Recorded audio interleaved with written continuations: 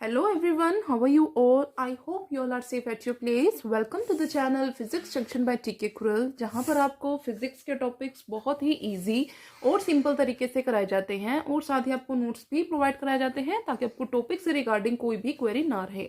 हमारा जो आज का टॉपिक होगा वो होगा थर्मल कंडक्टिविटी। थर्मल कंडक्टिविटी हमारा यहाँ पे वर्ड यूज हो रहा है थर्मल, जिसका हम रिलेशन बता सकते हैं कि थर्मल है। इट मीन्स कि यहाँ पे टेम्परेचर का रिलेशन होगा इस टॉपिक के अंदर। कंडक्टिविटी का मतलब क्या होता है? Flow of charges. बट हम यहाँ पे बात किसकी कर रहे हैं? हीट की। हमारा जो ये पार्ट हमने स्टार्ट किया है प्रॉपर्टीज ऑफ बल्क मैटर का, उसका नाम ही क्या है? Transfer of heat.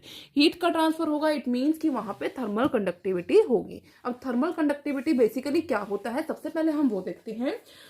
Thermal conductivity किसी भी सॉलिड की हमें क्या बताती है कि कोई भी सॉलिड कितनी हीट को अपने में से पास कर सकता है, उसका मेजर हमें कौन बताता है?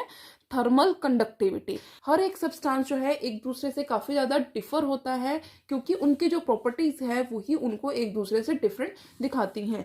तो हमारे पास जैसे कुछ एग्जांपल्स हैं, कॉपर हो गया, सिल्वर हो गया, इस तरह के कुछ ऐसे मेटल्स हैं, ऐसे सब्सटेंस हैं हमारे पास जो कि क्या होते हैं? गुड कंडक्टर होते हैं इलेक्ट्रिसिटी के या फिर हीट के। ये क्या करते हैं? अपने में से जो हीट है उसे पास इजीली होने देते हैं। और कुछ हमारे पास बैड कंडक्टर्स होते हैं, जैसे हमारे पास हो गया ग्लास या वुड। ये हमारे पास क्या करते हैं? हीट को अपने में से पास आउट नहीं होने देते हैं।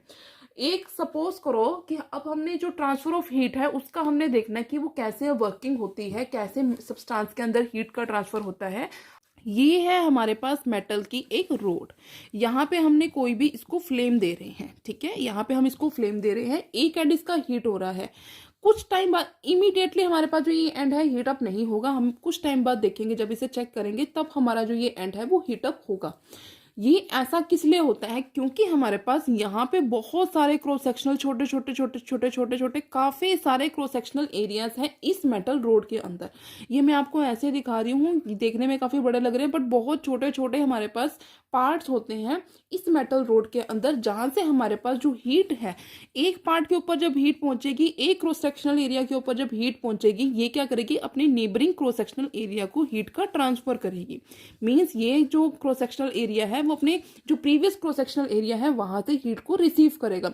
इसी तरह से हीट यहाँ पे पहुंचेगी, देन यहाँ पे ऐसे करते करते हमारे पास ये वाला एंड जो है वो हीट अप होना स्टार्ट हो जाता है। यहाँ पे हमारे पास जब हम टेम्परेचर देखेंगे इसका और इसका, जब हमारे पास स्टार्टिंग में टेम्परेचर यहाँ से यहाँ पे हीट का ट्रांसफर हुआ तो उस केस में हमारे पास क्या होगा? इस क्रॉस सेक्शनल एरिया को जो टेम्परेचर है वो अलग होगा और इस क्रॉस सेक्शनल एरिया का टेम्परेचर अलग होगा। इस जो हमारे पास वेरिएशन होती है टेम्परेचर की, उसे हम बोलते हैं वेरिएबल स्टेट। ठीक है, हमारे पास क्या है? यहाँ पे वेरिएशन है, मींस कि एक स्टेबिलिटी नहीं है हमारे पास। हमें एक कांस्टेंट टेम्परेचर हमें नहीं मिला है इस रोड का कि वो कितनी मैक्सिमम हीटअप हो चुकी है। जब तक यहाँ पे हीट का ट्रांसफर होता है तब तक हमारे पास जो स्टेट होती है यहाँ पे हर एक क्रॉस सेक्शनल एरिया की, उस स्टेट को हम क्या बोलेंगे? वेरिएबल। क्योंकि एक जो स्टेट है वो दूसरी स्टेट से डिफरेंट, एक क्रॉस सेक्शनल एरिया दूसरे क्रॉस सेक्शनल एरिया से टेम्परेचर के मामले में काफी ज्यादा डिफर होता है। इसी तरह से जब हमारे पास ऐसे धीरे धीरे करके ये वाला पॉइंट भी हमारे पास हीटअप हो जाएगा, ये एंड हमारे पास हीटअप हो जाएगा, तब क्या होगा कि हमारे पास जो ये रोड है वो अपनी मैक्सिमम कांस्टेंट टेम्परेचर की वैल्यू तक पहुंच जाएगी। वो मैक्सिमम जितना हीटअप हो सकती थी वो वहां तक हो जाएगी। जब हमारे पास वो स्टेज रीच हो जाती है तो उस स्टेज को हम क्या बोलते हैं, या फिर उस स्टेट को हम क्या बोलते हैं? Steady state. स्टडी का मतलब क्या होता है हमारे पास? स्टेबल। यहाँ पे मैं बात कर रही हूँ STEADY की, इस स्टडी की मैं बात कर रही हूँ। इसका मतलब होता है हमारे पास स्टेबल। मतलब यहाँ पे ये जो रोड जितना हीटअप हो सकती थी वो मैक्सिमम हीटअप हो चुकी है। अब आप इसको जितनी मर्जी फ्लेम प्रोवाइड करोगे कि उससे ज्यादा हीटअप नहीं होगी। इसके बाद हमारे पास क्या होगा? एक चीज यहाँ पे नोट करना कि ये फ्लेम, ये जो रोड है हमारे पास तभी तक हीटअप रहेगी जब तक ये फ्लेम इसके पास है। ठीक है, तभी तक ये जो हमारे पास रोड है वो तभी तक ही गर्म रहेगी, तभी तक वो हॉट रहेगी जब तक ये फ्लेम इसके कांटेक्ट में है। जब ये फ्लेम को हम इसके कांटेक्ट से हटा देंगे या थोड़ा सा भी दूर करेंगे तो इसके टेम्परेचर जो है वो फॉल करना स्टार्ट कर देगा। ठीक है। इस रोड का जो टेम्परेचर होगा वो फॉल करना स्टार्ट हो जाएगा। ये होता है हमारे पास थर्मल कंडक्टिविटी। इस रोड के हर एक पार्ट का जो टेम्परेचर होगा वो कांस्टेंट होगा, बट वो सेम नहीं होगा। ठीक है, ये मैंने आपको बताया कि एक कांस्टेंट हमारे पास टेम्परेचर जो है वो रीच कर जाएगा जब भी मैक्सिमम अपनी कैपेबिलिटी तक वो हीटअप हो जाएगी। बट ये जो टेम्परेचर है वो थ्रू आउट सेम नहीं रहेगा, आपको इस चीज़ का ध्यान रखना है। उसके बाद अब हम बात कर लेते हैं कि हम जो कोफिशिएंट है थर्मल कंडक्टिविटी का किसी भी सॉलिड के लिए, उसे हम कैसे मेजर कर सकते हैं। सो यहाँ पर आपको क्या दिखाई दे रहा है, एक रेक्टेंगुलर बार हमने लिया है। ठीक है, ये है हमारे पास एक रेक्टेंगुलर बार। इस रेक्टेंगुलर बार को हमने स्टडी स्टेट कंडीशन के ऊपर लिया है, मतलब कि जितना एब्जॉर्प्शन हो सकता था हीट का उतना हो चुका है, मतलब जितना टेम्परेचर इंक्रीज हो सकता था उतना हो चुका है इसका टेम्परेचर, उससे ज़्यादा जो है टेम्परेचर इंक्रीज नहीं होगा। तो हमने इसकी जो स्टेट ली है वो ली है हमने स्टडी स्टेट। उसके बाद हमने क्या किया, यहाँ पे दो फेसेस लिए हैं इस रेक्टेंगुलर बार के, और दोनों के जो टेम्परेचर है उसमें डिफरेंस है। इस वाले फेस का टेम्परेचर है हमारे पास T, और इस वाले जो फेस है उसका टेम्परेचर है हमारे पास T प्लस डेल्टा टी।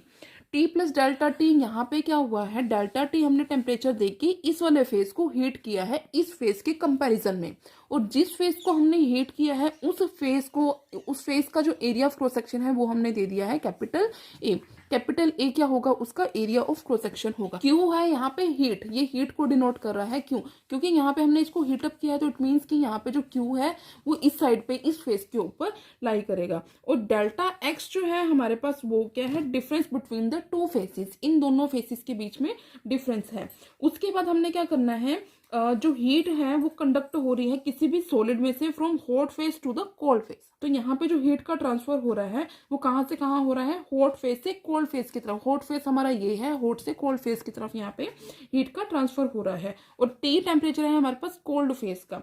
उसके बाद हमारे पास क्या है कि हमने डेल्टा क्यू है, कोई भी हमने स्मॉल अमाउंट ऑफ हीट ले ली है जो कि कंडक्ट कर रही है इस सॉलिड में से in small time delta T, in small time delta T. इतने टाइम में से हमारे पास डेल्टा क्यू जो हीट है वो इस सॉलिड में से पास हो रही है। ठीक है, उसके बाद अब हम देखते हैं कि हमने क्या नोट किया है।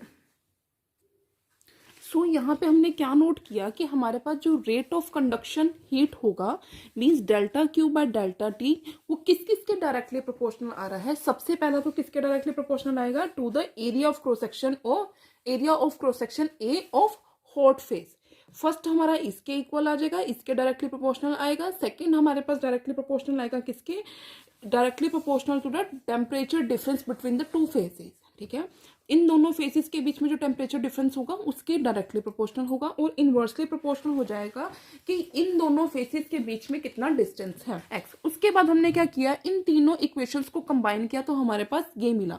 देन हमने यहाँ पे प्रोपोर्शनलिटी हटाया तो हमें कांस्टेंट मिला जिसको हमने बोला है k है हमारे पास कोफिशिएंट ऑफ थर्मल कंडक्टिविटी, जिसको कि हम निकालना चाह रहे थे। अब हमें क्या करना है, इस k की जो डेफिनेशन है उसे निकालना है। इस k की डेफिनेशन को निकालने के लिए हमें क्या करना पड़ेगा, इन दोनों क्वांटिटीज को 1 करना पड़ेगा, यूनिट करना पड़ेगा। तो ये न्यूमेरिकली हमारे पास वैल्यू किसकी इक्वल आ जाएगी, delta Q by delta T K. a equal to 1 and delta T by delta X equals to 1। तब हमें यहाँ पे क्या मिलेगा, delta Q by delta T is equals to K. ये हमारे पास वैल्यू आ जाएगी, ये हमारे पास जो फॉर्मूला बन जाएगा किसका बन जाएगा, वो थर्मल कंडक्टिविटी का। तो यहाँ से हम थर्मल कंडक्टिविटी को कैसे डिफाइन कर सकते हैं, the coefficient of thermal conductivity of a solid is equal to the rate of flow of heat. ठीक है, rate of flow of heat per unit area. Area हमने यहाँ पे क्या कर दिया था, unit, through per unit area per unit temperature gradient across the solid. ये हमारे पास डेफिनेशन बनेगी किसकी, थर्मल कंडक्टिविटी की। सो अब जब हम यहाँ पे थर्मल कंडक्टिविटी के लिए ऐसा यूनिट्स निकालेंगे तो हम इस फॉर्मूला को यूज करेंगे, क्योंकि हमने जो टर्म्स थी हमने डेफिनेशन निकालने के लिए एरिया को और हमारे पास टेम्परेचर ग्रेडियंट जो था उसे हमने यूनिट किया था ताकि हमारी डेफिनेशन निकल रहे। बट हमारे पास जो एक्चुअल फॉर्मूला क्या है वो ये है एक्चुअल फॉर्मूला। तो यहाँ से अगर हम ऐसा यूनिट्स की बात करें तो हमारे पास ऐसा यूनिट सोल्व करके हमें मिलते हैं जाउल्स पर मीटर पर केल्विन पर सेकेंड। ठीक है, ये हमारे पास ऐसा यूनिट्स होंगे थर्मल कंडक्टिविटी के लिए, और डायमेंशनल फॉर्मूला होगा हमारे पास ये। MLT-3 K-1 के है यहाँ पे केल्विन, ठीक है। उसके बाद यहाँ पे डेली लाइफ में हमारे पास थर्मल कंडक्टिविटी को हम कैसे देखते हैं, या फिर आप ये बोल सकते हो कि थर्मल कंडक्टिविटी की एप्लीकेशन क्या होगी, कि हम डेली लाइफ में उसे कहाँ पे देख सकते हैं। सबसे पहले हमारे पास जो फर्स्ट एप्लीकेशन होगी इसकी, वो क्या होगी कि जब हमारे पास घरों में जैसे हम खाना बनाते हैं तो हमारे पास जो बर्तन होते हैं उनके ऊपर वुडन के हैंडल्स प्रोवाइड किए जाते हैं, ताकि जो हीट है वो उस बर्तन के थ्रू हमारे हाथ तक ना पहुंचे, हमारा हाथ जल ना जाए। इसीलिए वहां पे जो वुडन है उसके हैंडल्स लगाए जाते हैं, क्योंकि वुडन जो होता है, वुड जो हमारी होती है, वो बैड कंडक्टर होता है हमारे पास हीट का, मतलब हीट को अपने में से पास नहीं होने देता, ताकि उससे क्या होगा कि हमारी जो सेफ्टी है, हमारे हाथों की सेफ्टी वो बनी रहती है। सेकेंड होगा हमारे पास कि विंटर्स में क्या होता है कि जब हम अपने घर के दरवाजों के जो हैंडल होते हैं उनको जब हाथ लगाते हैं तो वो हमें क्या लगते हैं, काफी ज्यादा ठंडे लगते हैं। ऐसा क्यों होता है, क्योंकि हमारे पास जो मतलब वो टेम्परेचर को गेन कर रहे हैं, ठीक है, टेम्परेचर को वो गेन कर रहे हैं, तभी वो हैंडल्स जो है वो ठंडे हो रहे हैं। इट मीन्स कि जो हैंडल्स हैं हमारे, वो क्या है, गुड कंडक्टर्स होंगे, गुड कंडक्टर होंगे हीट के, तभी वो हमें ठंडा, जो हमें ठंडी सेंसेशन वो हमें देंगे। उसके बाद आप ये लेके चल सकते हो, जैसे विंटर्स होती हैं, बर्ड्स क्या करती हैं, कर्ल कर लेती हैं अपनी फेदर्स को। ऐसा क्यों होता है, वो क्या कर लेती हैं कि अपने अंदर में से जो एयर है उसको एनक्लोज कर लेती है अपनी बॉडी के अंदर, और वहां पे किसी भी तरह का जो टेम्परेचर है वो क्या है, वहां तक नहीं पहुंच पाता, उनको ठंड की जो सेंसेशन है वो नहीं मिल पाती है, क्योंकि वो क्या कर लेती हैं, अपने अंदर एयर को एनक्लोज कर लेती हैं। सिमिलरली जैसे हमारे पास विंटर्स के टाइम पे जब हम नए कंबल लेते हैं वो हमें ज्यादा वार्म लगते हैं एज कम्पेयर टू पुराने, तो वहां पे क्या होता है, सेम रीजन होगा कि एयर जो है उस जो वार्म हमारे पास नया कंबल है उसके अंदर एनक्लोज हो जाती है, और हीट को वहां पे जो हीट का ट्रांसफर है वो बाहर नहीं जाने देती है, तो हमें वो वार्म लगते हैं। इस तरह के कुछ एग्जांपल्स हैं, कुछ एप्लीकेशंस है इसकी, जो हम अपनी डेली लाइफ में देखते हैं। आप और भी जाके चेक कर सकते हैं, अपनी बुक्स में भी देख सकते हैं। ये थी मेरी आज की वीडियो, आई होप आपको ये समझ में आई होगी। किसी को भी कहीं पे कोई भी डाउट हो, मुझसे आप 10 बार पूछ सकते हो, मैं 10 बार आपको आंसर दूंगी। So that was it for today's video. अगर आपको मेरी वीडियो अच्छी लगी हो तो मेरी वीडियो को लाइक करना, मेरे चैनल को सब्सक्राइब करना, ज़्यादा से ज़्यादा शेयर करना। Thanks for watching.